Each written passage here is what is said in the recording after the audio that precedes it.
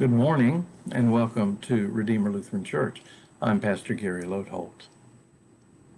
Here's what one of my Bibles says as it introduces the small book of Micah in the Old Testament.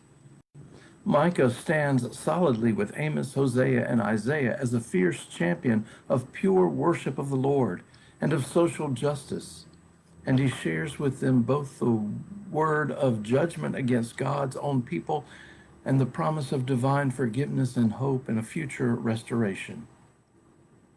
Wow, that's a lot to happen in 7 chapters.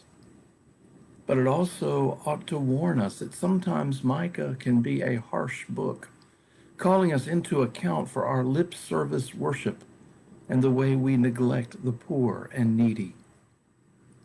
But you can't fuss at someone continually without also at times having tenderness and compassion coming out too. And at one place, that's just what Micah does. This week and next week, we're exploring some Old Testament prophecies that speak of the Messiah. Here in these early days of Advent, with those prophets, we are longing and hoping for the Messiah that God will send. Chapter 5, verse 2 of Micah is one of those places where Micah can't contain his hope for restoration for the people who have turned away from God. It says, "But you, O Bethlehem of Ephrathah, who are one of the little clans of Judah, from you shall come forth for me one who is to rule in Israel, whose origin is from of old, from ancient days."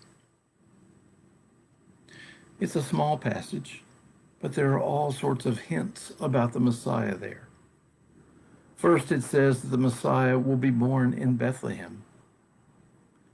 You may remember the story of the Magi who first went to King Herod to find the newborn king they sought.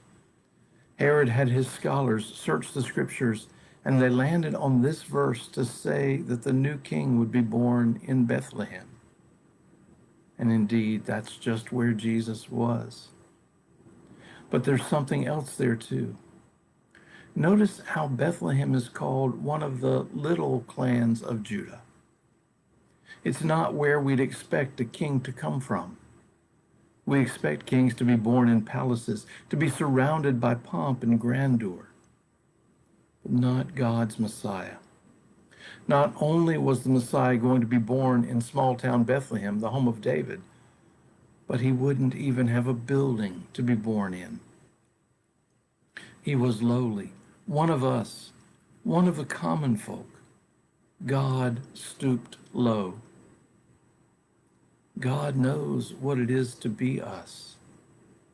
God has been one of us. Many of us might remember Amy Grant's song, El Shaddai. There's a line in the song that speaks of God doing great things through such a small, seemingly weak way.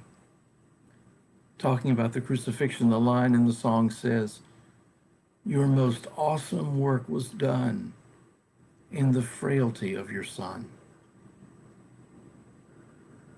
Little old Bethlehem, a place where God enacted the beginning of the salvation of little old us. Thanks for watching, and remember to let this day belong to God.